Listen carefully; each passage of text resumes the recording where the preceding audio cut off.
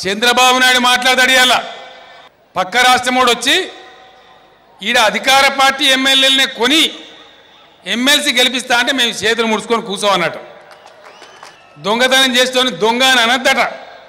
పట్టుకోవద్దట మొత్తం బండారం బయటపడ్డది మీరే చూసిన టీవీలలో చూసినరా లేదా మీరు చూసినారు కదా నిజంగా పట్టబాటీలు దొరికిన దొంగ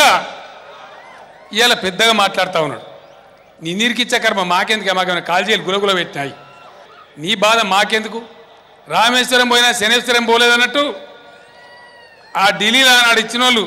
నేను ఆనాడే చెప్పిన తెలంగాణ ఇచ్చిన మళ్ళీ ఈ దిక్కుమల్ల దంతా మాకు ఎందుకు పెడుతున్నాయని చెప్తే ఆనాడు కాంగ్రెస్ సన్నాసులు ఒప్పుకుంటే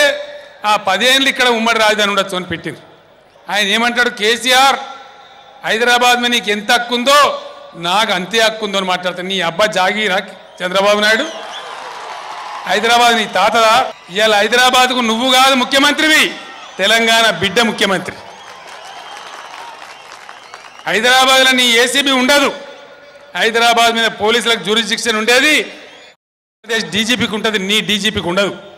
నువ్వు దొంగతనం చేసి దొరికిపోయి నగ్నంగా పచ్చిగా పట్టుబడి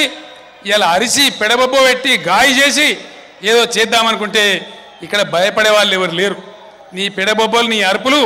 ఇవాళ మొత్తం గ్రామాల సందు నుంచి మొదలు పెట్టుకుంటే గల్లీ నుంచి ఢిల్లీ దాకా నీ బతికేందో నీ రాజకీయాలేందో నీ లుచ్చా పనేందో నీ లత్కోర్ పనేందో మొత్తం దేశానికి తెలిసిపోయింది ఇలా తెలంగాణ సమాజం కూడా నువ్వు ఏది పడితే చేస్తా అంటే ఇక్కడ చూడడానికి సిద్ధంగా లేరు నీకు తెలంగాణ ప్రజానీకమే తగిన శాస్త్రి చేస్తే జాగ్రత్త ఒళ్ళు దగ్గర పెట్టుకొని మాట్లాడని చెప్పి నేను మనవి చేస్తా ఉన్నా నాకు కూడా ఏసీబీ ఉన్నది హైదరాబాద్ నీకు ఏసీబీ ఉన్నది నిజమే మరి కేసీఆర్ నీ లెక్క దొంగ కాడు కదా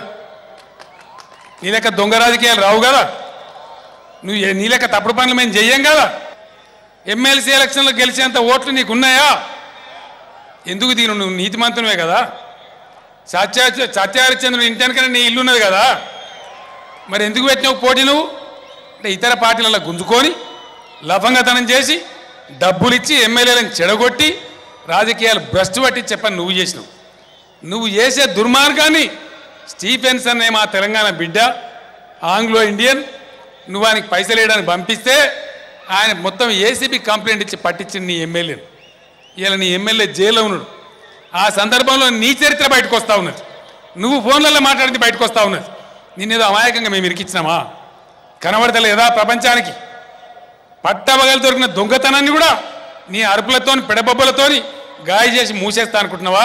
నిన్ను బ్రహ్మ దేవుడు కూడా రక్షించలేడు జాగ్రత్త అని చెప్పి నేను మనవి చేస్తా ఉన్నా నిన్నెవ్వడు కాపాడలేడు ఈ గడ్డ మీద నీ కిరికిరి చెల్లదు తస్మాత్ జాగ్రత్త అని చెప్పి నేను మనవి చేస్తా ఉన్నా